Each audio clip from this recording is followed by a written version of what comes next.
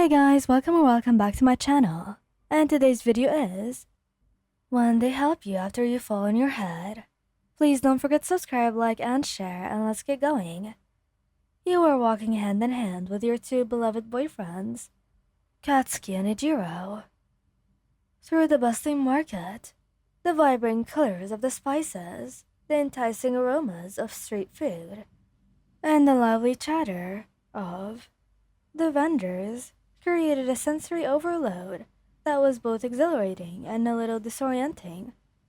He laughed as Ijiro pointed out a fluffy toy, and Katsuki grumbled something about it being a waste of money, though a small smile tugged at the corners of his lips. Distracted by their playful banter and the colorful sights around you, you didn't notice the uneven, cobblestone path.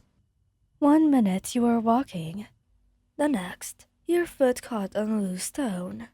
The world tilted. You gasped, a surprised yelp escaping your lips as you felt yourself falling backward. Whoa!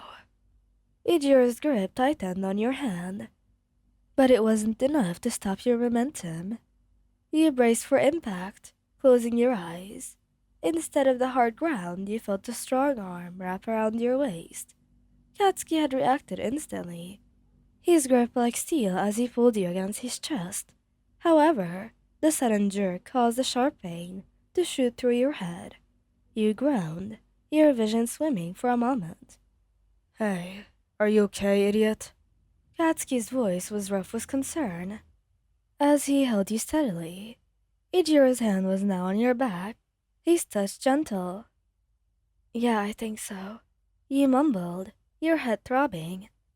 You carefully reached up and touched the back of your head, wincing slightly. Let me see, Moyon. Ijiro said softly, his brow furrowed with worry.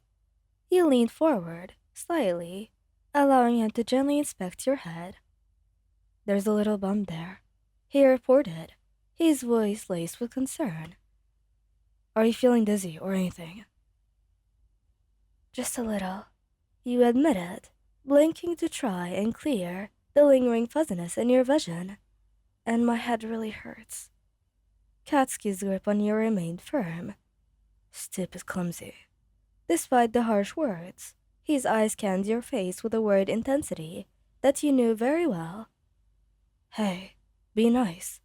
Ijiro chatted gently, nudging Katsuki with his elbows. It was just an accident. He turned back to you, his expression softening. Do you think you can stand? You took a tentative step, leaning heavily on both of them. The ground still felt a little unsteady beneath your feet. Hey, careful. Katsuki warned, his arm tightening around your waist. Don't try to be a hero. I'm not trying to be a hero, you grumbled, though you were grateful for their support. I just don't want to ruin our day. Ijiro smiled reassuringly. You're not ruining anything, Moyon. Your well-being is more important than some market. Yeah, listen to that shitty air, Katsuki added, though his tone was less abrasive than usual. We're getting you somewhere to sit down. They carefully guided you to a nearby cafe, their movements coordinated, and their concern for you palpable. The noise of the market faded slightly as you settled into a chair at a small table. The cool air inside the cafe felt soothing against your flushed face. Here, Iji said, returning with a glass of water. Drink this slowly. You took a sip, the cool liquid helping to clear your head a little. Katsuki sat beside you, his gaze still fixed on you with a hint of anxiety. How's your head feeling now? He asked, his voice softer than you usually heard it. Still hurts, you admit, gently pressing your fingers to the back of your head. But the dizziness is going away, just a bit. Maybe we should get this checked out, Ijiro suggested, his brow furrowed, just to be safe. Katsuki nodded in agreement. Well, yeah, better to be sure. Don't want your dumbass brain getting scrambled. He smiled faintly at their concern. I'm probably okay, though. You said, but maybe just to be safe. Exactly. Ijiro said, squeezing your hand. We'll figure it out. For now, just relax. They stayed by your side, their attention completely focused on you. Ijiro recounted a funny story about one of his past training mishaps, trying to make you laugh and take your mind off the pain. Katsuki surprisingly didn't interrupt or make sarcastic remarks. He simply sat close, his presence a comforting weight beside you. Occasionally, he would reach out and gently brush a stray strand of hair from your face. His touch surprisingly tender. As you sat there, feeling the warmth of their care and the familiar comfort of their presence, the throbbing in your head seemed to lessen. You knew you were incredibly lucky to have these two by your side.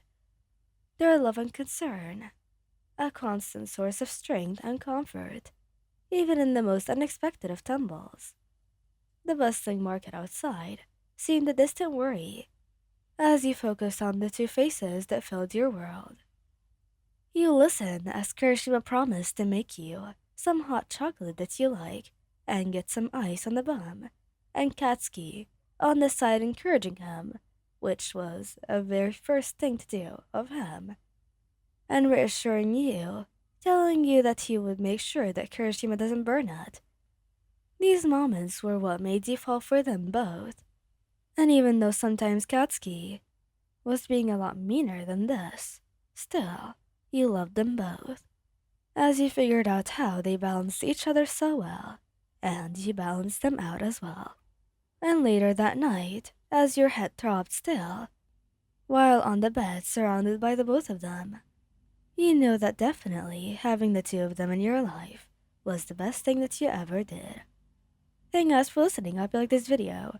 Sorry, by the way, if I sound like a little off.